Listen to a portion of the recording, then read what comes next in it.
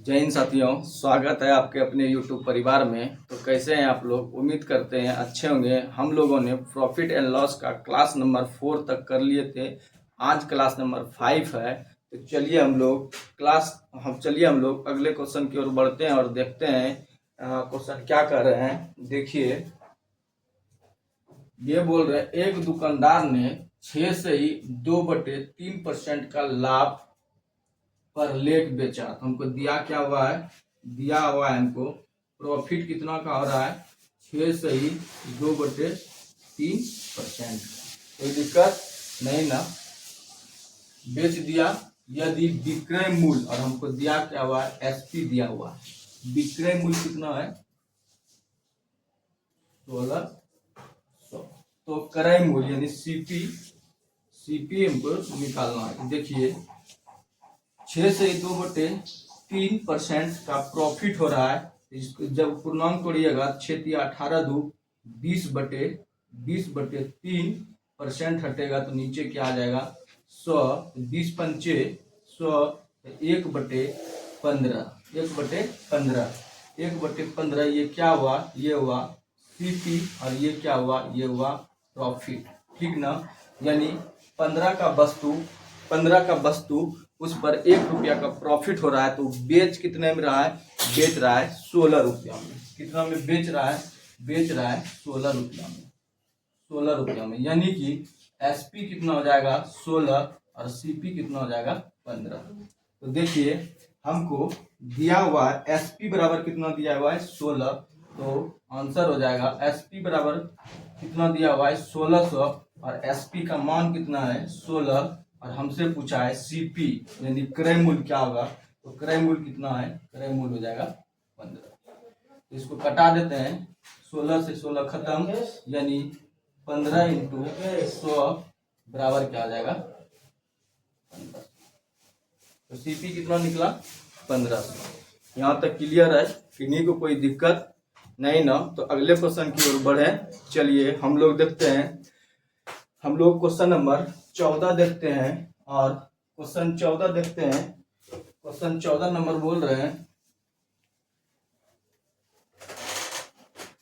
Question number 14 कर रहे हैं, एक तेल उत्पाद को 336 रुपया में बेचने पर 12% का लाभ होता है। यदि लाभ बढ़ाकर 9% कर दिया जाए तो परिमाणी विक्रय मूल्य ज्ञात कीजिए। देखिए, इस जगह से एक नए टॉपिक की शुरुआत हो रहा है।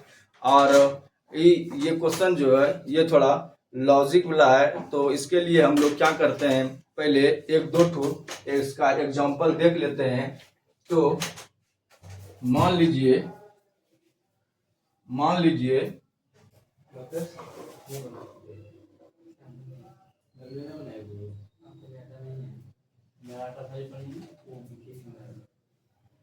लीजिए क्या प्रॉफिट कितना है?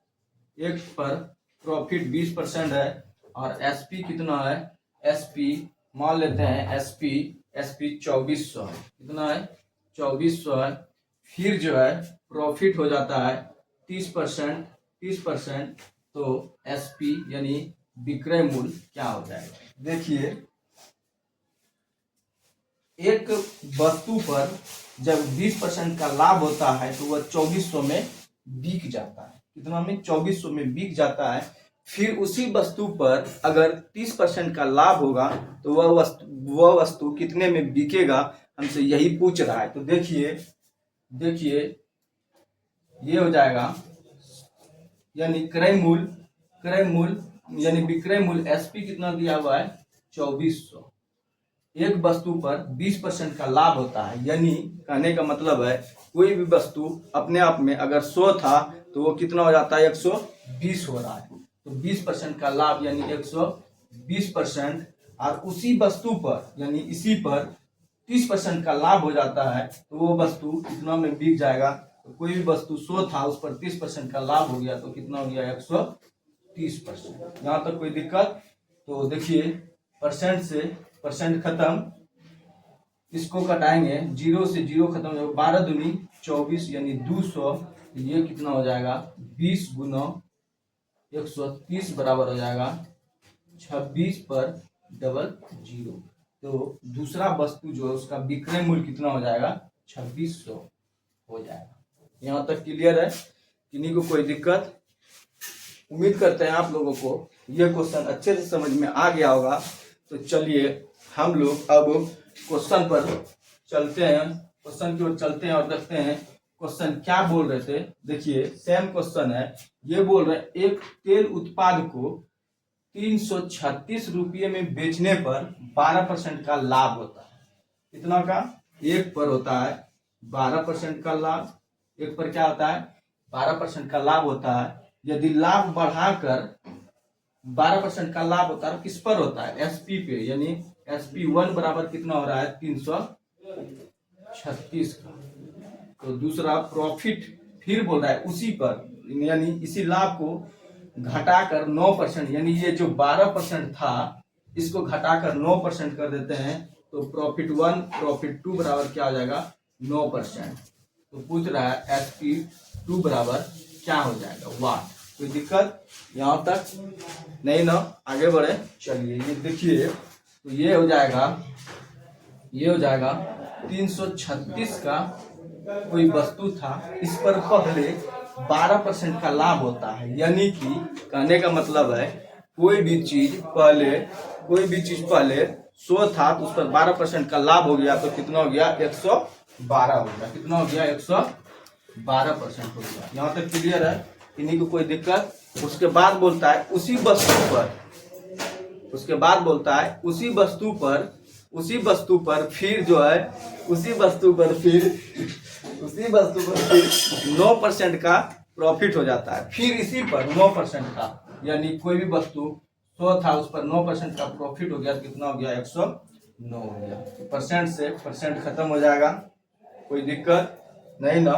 तो ये देखिए ये कटेगा 3 बार में। ये कितना बार में कट जाएगा? 3 बार में कट जाएगा। तो ये हो कितना हो जाएगा 109 गुना 3 बराबर क्या हो जाएगा छोतिया 27 2 और 3, यानी 337 हो जाएगा। कितना हो जाएगा 337 हो जाएगा। यहाँ तक क्लियर है? किन्हीं को कोई दिक्कत नहीं ना?